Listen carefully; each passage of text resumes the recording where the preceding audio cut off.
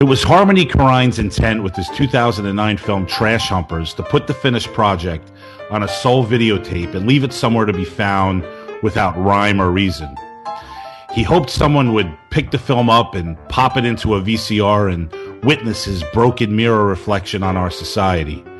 He dreamed the founder would show his neighbors. The neighbors would make copies for their friends and co-workers, and soon after it would be in the hands of anyone that's willing to watch his suburban nightmare. Funny thing is, a decade before Trash Humpers, I had a similar experience with his directorial debut, Gummo, as it was brought to my workplace by some young art student who began passing it around like a joint you had to smoke, even if you never took a hit of weed in your life. It finally made it into my hands one evening after a very long wait that Netflix would be very proud of, and it began a true love affair with Korine for me. His unique, dreamlike storytelling captured my attention, and Gummo has since been left in my personal top 10 list of favorite films of all time.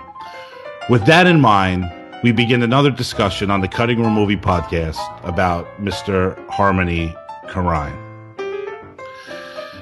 This time it leads us to his 2013 film Spring Breakers, in which he gets his first taste of a wide release, and he's put into the hands of mainstream moviegoers who probably won't celebrate his gift for poking his big middle finger in the faces of American suburbanites who tend to not have a sense of humor about their unoriginal, selfish, and downright stupid behavior. And this is what Breakers reflects, for better or worse, that cracked glass reflection, again, that those like you and I can solidly get behind and raise our heads high because we're not the ones he's making fun of. We're not boring, sex-obsessed, small-minded spring break types. We're not video gaming to the break of dawn with our blunts and 40s. No, sir. We're looking to be turned on by intellect and art and good music. Damn, what happened to good music? Funny thing, again, is I had the opportunity to listen to some young people chatter in my workplace after they went to see Spring Breakers in the theater opening night because, well, you know why. They used words like stupid and boring and dumb, but I can't help but think they didn't like that reflection in the mirror. They don't truly like themselves because as they continue to become what I like to refer to as generation porn, they're becoming more shallow and easily hurt. And Korine takes a stab here. His little story about four bratty girls who will stop at nothing to live their dream of going to spring break and getting all the cock, coke, and booze they ever dreamed of looks good on paper to them. But the result is something they could never expect. A truth. A film that for once captures the true essence of generation porn. And I'm here to tell you, it stinks. It stinks so bad. Watching Spring Breakers is a wake-up call, much like a film Korine penned 20 years ago called Kids. But instead, they'll lay in bed asleep, and they'll get up occasionally to fuck, drink, and video game, and become more lost in their lives than they've ever been before. Generation porn is here, and I'm afraid, people, it's here to stay. Harmony Korine is a very smart young man who's compiled a body of work by the age of 40 that could be hailed as some of the most important, thoughtful, cinematically unique film work ever done. Spring Breakers is just another notch under his belt, and I encourage you to watch this with your 18-year-old kids and try to make sense out of what they're trying to become. I work with young people more than anyone on the show, and I assure you, this shit that Korine has put on the screen is not at all far from reality. They are disconnected souls with drugs and boners and thoughtlessness and vanity and STDs and cell phones to take pictures of themselves every 5 minutes. They're coming, people. Coming and ready to reproduce. Spring break forever, bitches. And it's really spring break. It's really difficult to put a Harmony Korine intro together after what Dave Pace did with Gummo. So, but simply put, I mean, he's doing what he always does here, guys, in my opinion, and that's just what I refer to as a cracked glass, a broken mirror reflection on what our society is. And he starts with scripting kids and moves into Gummo and with Mr. Lonely and everything else that he's ever done. It's Trash Humpers especially. It's funny too because Trash Humpers I disliked seeing for the first time, and then I watched it the second time and I started to come around to it. Now I'm nearly obsessed with Trash Humpers, where I find myself having a few drinks at night and I'm on YouTube just watching feeds, from Trash Humpers. And that's pretty powerful stuff, because when you're coming back to something that's so effective, and you keep coming back and you keep trying to make sense out of it, and you keep digging more and more into what the writer and director is trying to get across is just amazingly effective.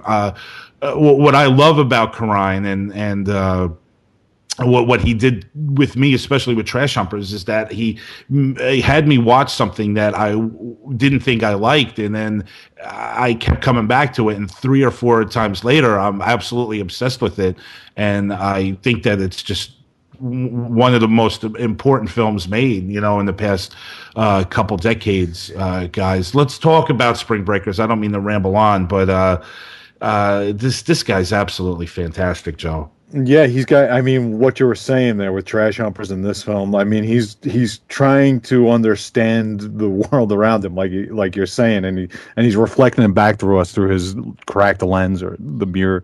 And with Trash Humpers, he's trying. There's a truth there. That's why you want to. And truth is not easy to articulate or to grasp, So yeah, man, that's why art is beautiful for representing it. Is in that it shows you a reflection. It meant so much. Yeah, it meant so much to me when those kids came back from seeing Spring Breakers. I mean, he's getting Vanessa Hudgens and Selena Gomez, and he's very careful casting. Very careful casting here. James Franco, and he's putting them into this film of his, and but it was like a group of 4 people, and they're all like the what I refer to as generation porn. They're all sex obsessed, gaming obsessed, cell phone obsessed people, and they were just like they were really angry about what they saw. And I remember just like I didn't get involved in their dumb conversation. I just listened to it, and I couldn't help but think that and I hadn't seen the movie yet, and I'm like, Korine's really hitting the chord here, man. Yeah, I don't know, man. I hear you. I don't know if they're taking offense to it so much. I think so. Just not. Maybe on some level they are. Because you could take this story, about 4 girls that rob a diner or a restaurant or whatever, and they go down and they have a good time. I mean, this is a plot that they would really get. Yeah, no. My contention would be that and again, I don't know them, so sure. But I would say that they probably didn't like it just because it wasn't, the Fast and the Furious like they thought it was. That's what I'm saying. But they're not taking offense because this film is exposing some deep flaw, generational flaw. Well, maybe that's probably what I would like to think that was going on. And that could possibly be true, Joe, and it most likely is. I hear what you're saying. I like most people. This is because you have hope, Tom. You have hope in your heart. Yeah, I know. Crush this. You must crush this. It must be stamped out mercilessly, and then you will see clearly.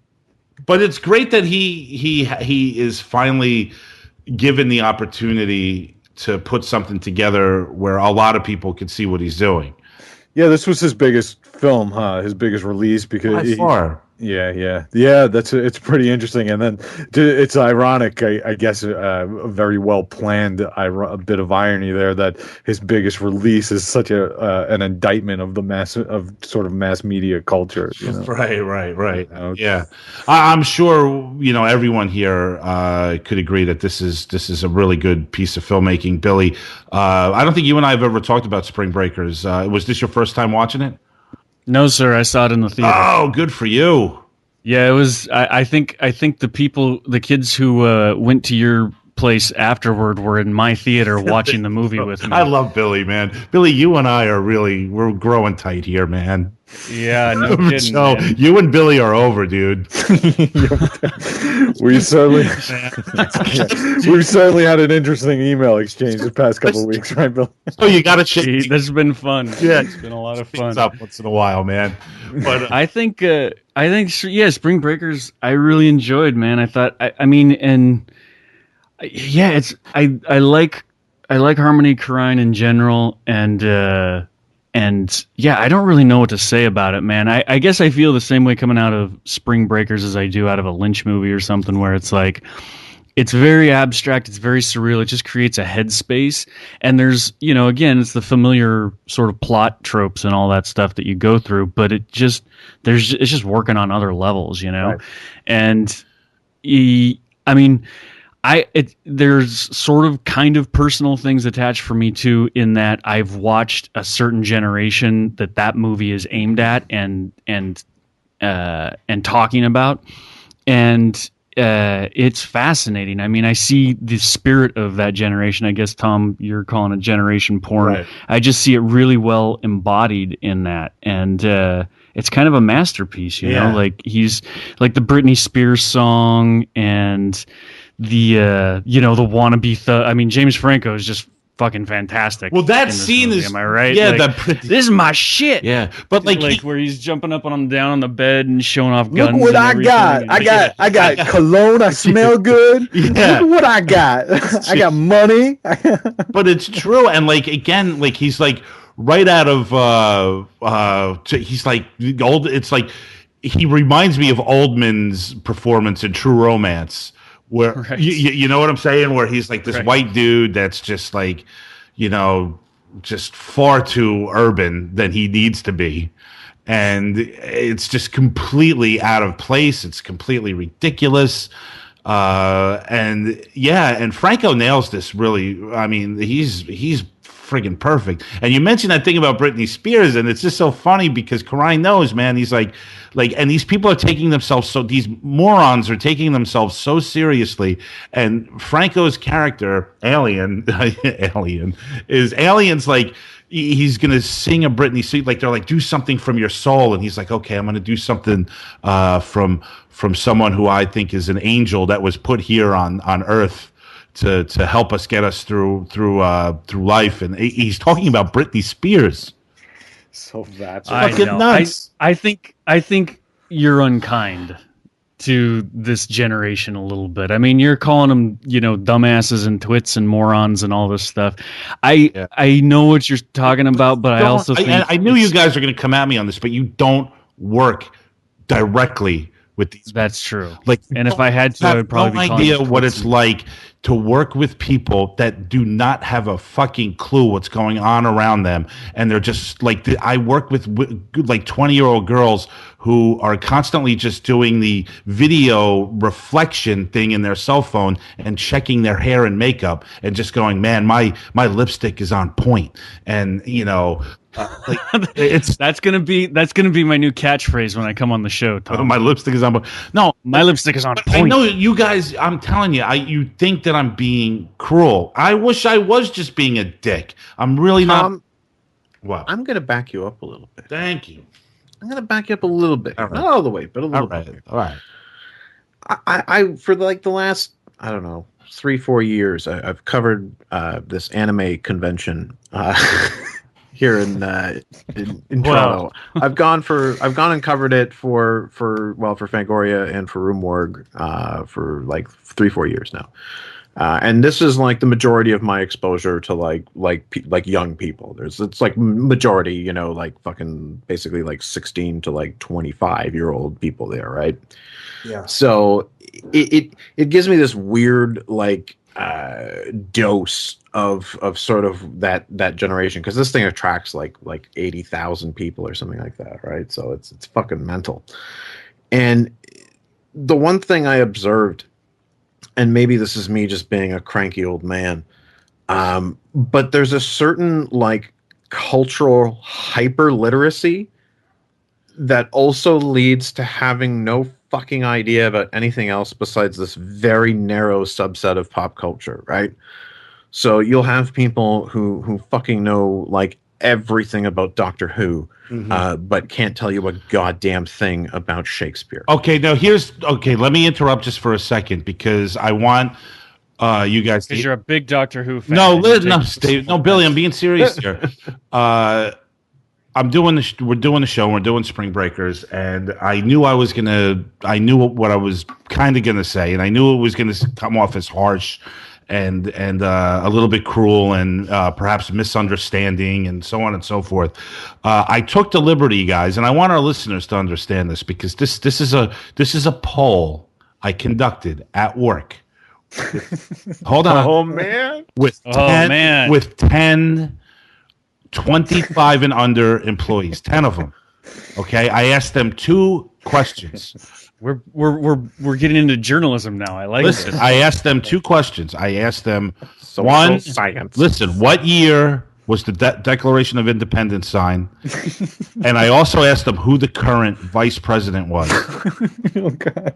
Okay, one person got it right, and the other 9 didn't get either one right. Oh my God.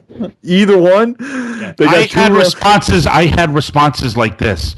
Well, Christopher Columbus discovered America in 1880 or something like that. Yet they had no. I can't even make it up. You guys are laughing. This really scared me. And Look at the Wikipedia page for Christopher Columbus versus the Wikipedia page for Pokemon. Joe, how do you not know the answer? Christopher Columbus page is like 5 paragraphs. Pokemon is 10,000 fucking words and growing. All right, this is nuts. This is what I'm saying. That this is a frightening thing. You know, and I know we've talked about this kind of shit before, but this is a real poll I conducted, Joe, and It's a very scientific. Look, point. I'm going to give my unscientific thing here, because this is a thing I did because at these conventions, cosplay is a big thing. You got to dress up, right? dress up. Right? Yeah, So that's something 25-year-olds should be playing. Dress up. There are 80,000 people playing dress up. Dress at this up, thing. yeah. It's ridiculous. I'm sure it is. It's pretty amazing, actually. I'm sure it is. And I'm actually, you know what? As cynical as I am about all this, I actually think it's kind of neat to see these people who are like normally like wallflowers and being like stuffed in lockers and shit, like actually just being like themselves, and being sort of fearlessly dorky. It was pretty fucking cool. I couldn't help but sort of be inspired by it, despite being pretty fucking cynical about it. But that said, in the spirit of the whole cosplay thing, I thought it's funny. It would be funny if I dressed up as a journalist, because I'm a journalist going and covering this thing, right? So I got a press badge and it'd be funny, right? Mm-hmm. So I dressed up as Hunter S. Thompson. And I went to this thing. Okay. So I got the whole fucking costume on, and I'm doing the whole act and everything. Like I am committed to the role. And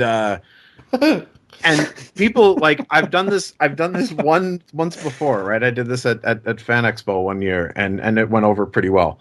A lot of people, knew who the fuck I was and knew what the fuck was up, right? No one knew. So Anime North, nobody fucking had any idea who I was. Of course not. Except for people who had seen, there's like a fucking picture going around the internet, done up of like Mario looking like Hunter S. Thompson. Who? And it says Mario, like Super Mario, done up like Hunter S. Thompson, and it says, "We can't stop here. This is Bat Country." And I had people stop me and go, "Oh, you're that Bat Country picture guy," and they thought I was dressing up like a guy in an internet meme. Like they thought that's what I was doing, instead of this actually tremendously important writer, one of the fucking most important writers of the 20th century.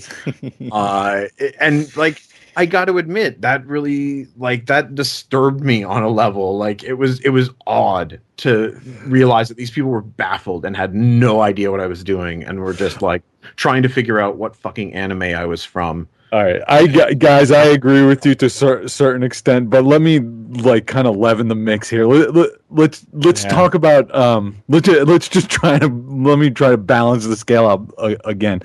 In 1955, they made a movie called Rebel Without a Cause, and that scared the shit out of all these. Rock and roll in the 1950s scared the shit out of all people over 40. It had nothing to do with... The jitterbug scared the shit out of people in the 1920s. But that has nothing to do with intelligence, Joe. Well, listen, knowledge and intelligence are two different things. Look, yes, is it creating a bunch of people who believe behind rock and roll is the same thing as kids getting behind constant cock in their mouth? Like, Joe, that's incomparable. I've seen some pretty good blowjobs, Tom.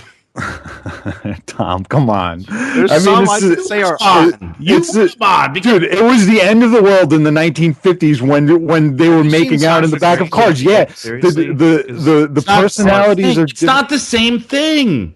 We're talking about a level of intelligence. Okay, let's admit Sasha that this Grey is an artist. I'm not standing here going.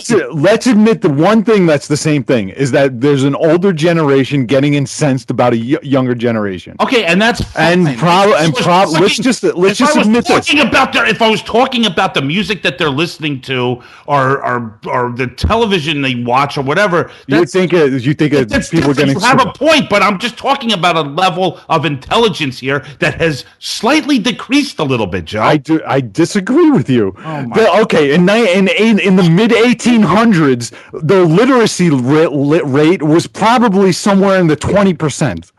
I mean, I don't have numbers on hand, but people couldn't read. I mean, what are you talking about? I mean, it's just it's an aesthetic difference more than anything else, right? I agree and with the aesthetics are ugly, guaranteed they're ugly. But at the same time, and I'm just playing devil's advocate here. I think that Harmony Korine, at least for what he professes, is that yes, this is an indictment to some sort, but it's also an investigation, and I think that he actually loves this stuff to a certain degree because it reflects a different an aesthetic of humanity and a truth. So he definitely feels some sort of compassion as much as he's throwing egg on this culture's face. I do have to think that he has some sort of infatuation or love or affection for it. So 9 out of 10 people didn't know what year the Declaration of... That's 9 out of 10 people who did not go to college and are working in a fast food restaurant. They're all in college. They're all in college. 3 of them graduated college, Joe. I'm not just walking up to like... You cannot say that. The 10 people that you work with is a fair representation. You have no fucking idea because you're working with people your own age. You have no fucking idea. You have no idea. Well, I'll tell you something because this movie gave me that like No Country for Old Men vibe in the sense that it was like, do I want to confront this? Do I want to deal with this? Do I want to put my soul at hazard by sort of staring this thing I don't understand in the face, right? I mean, that's ultimately what it is that I don't fully understand.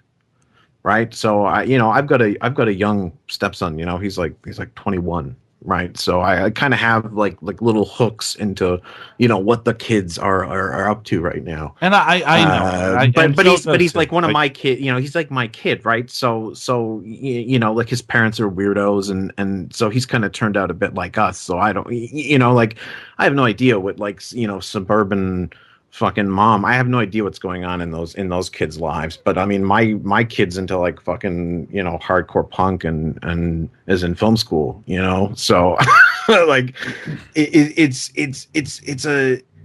a hard thing to look at. I mean, dude, that's why I kept going back to Anime North. Right? Is like first of all, I had this novel I wanted to write about fucking weird anime people, but that was one thing. And part of it is just wanting to like understand like what the fuck is going on here, because 80,000 people go to this thing, You know, like what the fuck is happening with all this shit, right? And you know, when I went there and realized that there's like something I can't penetrate there. Like I can never sort of get past the surface of this thing. You know, nobody's willing to really like let me inside the thing because they see immediately I don't belong there. I'm not one of the fucking tribe, right? Like I'm too old. You know, I'm this like old weird guy, you know, who's probably there to like perv on the fucking girls dressed up as, you know, the chick from Street Fighter. Is that true though? Are you there? I'm doing that a little bit. I'm not gonna lie, man. It's you know, listen, whatever. I'm not. Is it fucking cool to look at, you know, people in costume? Yeah, of course it is. It's fun, but like there was a real sense of like wanting to figure out like what's going on with this subculture. Why is this so big? Why are, you know, like the dorks are sort of inheriting the earth here, you know, and it's kind of it's kind of neat to see what's happening. Like, you know, these people are kind of in control now, right? Whether we like it or not. So let's find out what the fuck is going on and what they're doing. And I could never really get into it the way I wanted to get into it. And it probably wasn't until this last year that I went that I sat down and I thought about it, and I went, you know what, 3 years in a row, totally different strategies. Like I tried different things, like talking to people on the internet first and saying, hey, you know, meet up, show me around. I tried a bunch of different strategies, and I just could never get what I wanted out of it. Mm-hmm.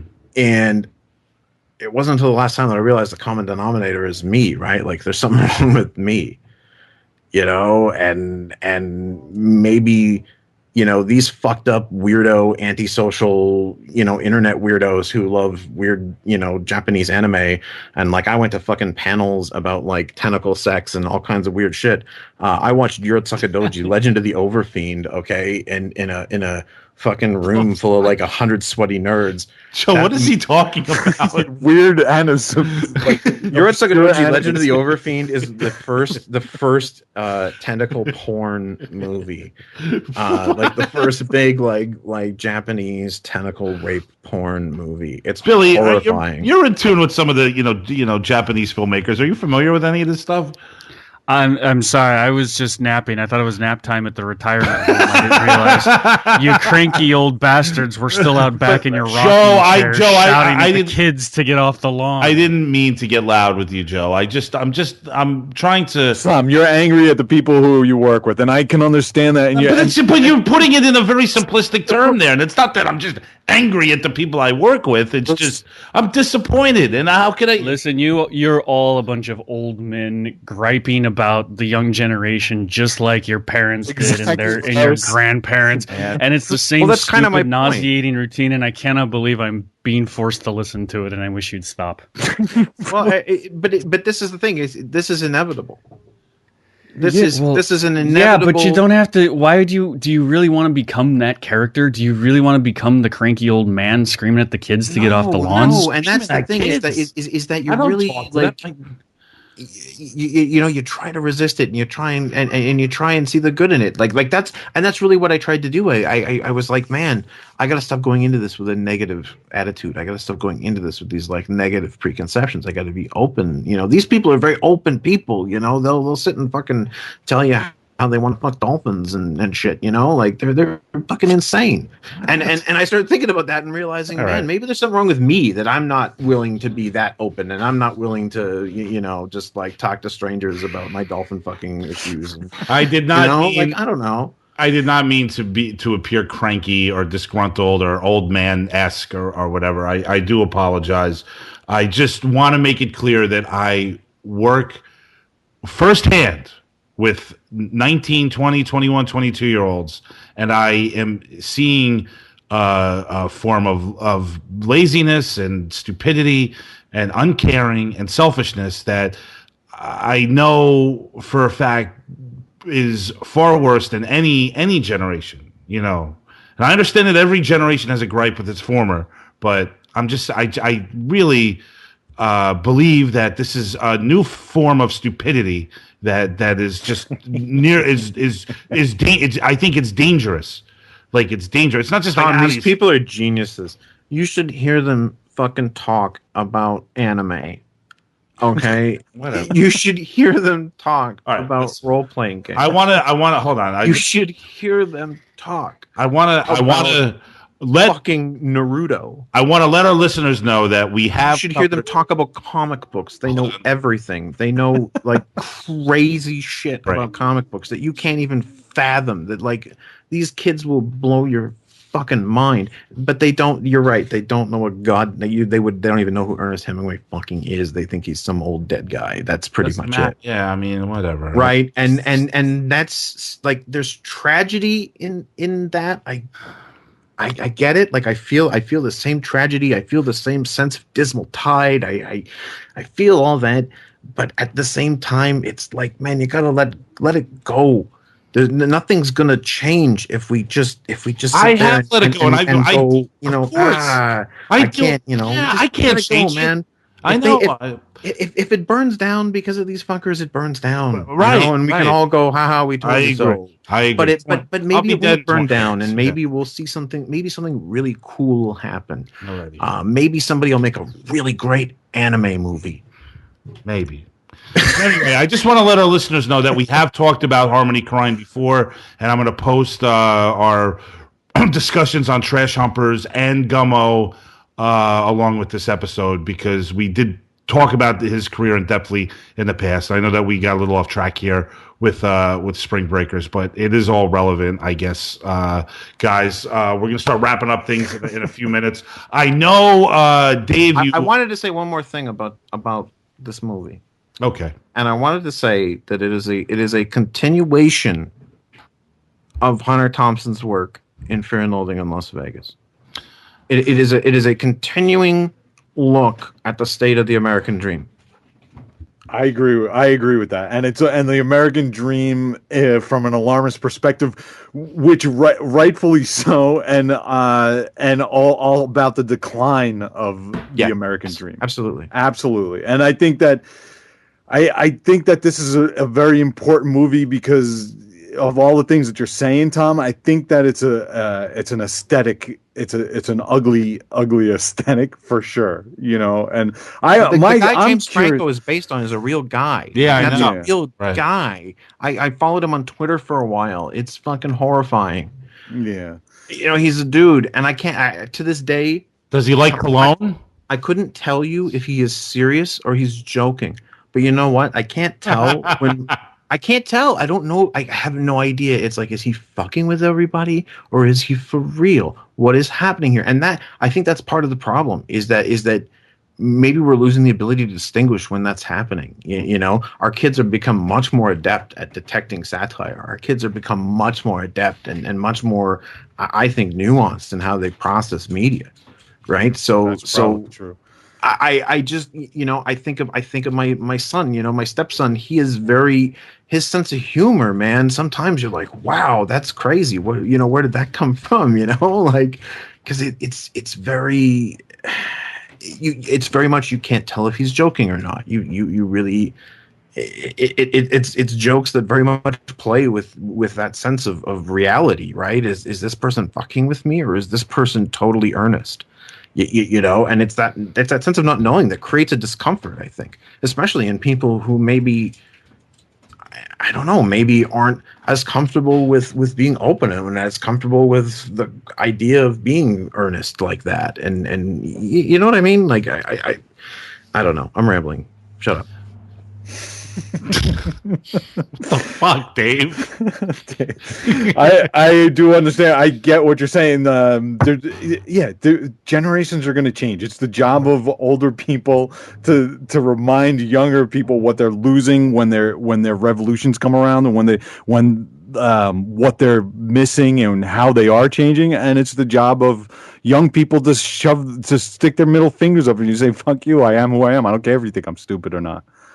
That's and then in 20 that's years healthy. they come back to you and they go, "Oh my God, I love Bob Dylan now." Exactly. Oh my God, this is the thing. We'll never know. I think we'll never know until it explodes in our faces. I think we may have lost the capacity to understand it. We're too old. Fair enough. All right. Speaking about being done, we're done here, guys, and I appreciate the great discussions tonight. Harmony Korine, Steven Soderbergh. I'd like to thank Dave Pace. Billy Barassa, Joe Christiana. I'd also like to thank Larry Smith for coming on with us last week. And Joe, thanks for bringing Cliff Martinez and that theme to the show. Totally awesome. I'm sorry that Cliff Martinez wound up just being a show about an angry old man who can't stand kids. Well, at least Billy really liked that discussion, right, Billy? Yeah, Billy Billy's loved it. Yeah, he's gone. The Cutting Room Movie Podcast is brought to you by Christiana Productions and New Media Limited. The show is edited and co-produced by Joseph Schreck and produced by Thomas Detloff and Joe Christiana. We'd also like to thank our associate producer, Jeremy Garcia of Dartboard Cinema, for helping us out with our social networking. You can like us on Facebook at The Cutting Room Movie Podcast, and follow me on Twitter, Thomas Detloff, at TCRM Podcast. You can also check out Joe's filmwork at ChristianaProductions.com, Max and Adams Bowler Hat Productions, and their Mimosa Podcast show at MaxCookandTheCounselor.com, and check out Max Cook's blog at MaxCookUncorked.com. Music from The Cutting Room is done by the Zillatones. Check them out at www.thezillatones.com or search for the Zillatones at ReverbNation.com. We're going to be back next week, and we're going to begin a 2-week discussion on films that take place in the Hollywood Hills, and we're going to kick things off with the 2013 Paul Schrader and Bret Easton Ellis collaboration, The Canyons. I'm going to do the introduction. Until then, we are over and we are out. Ciao.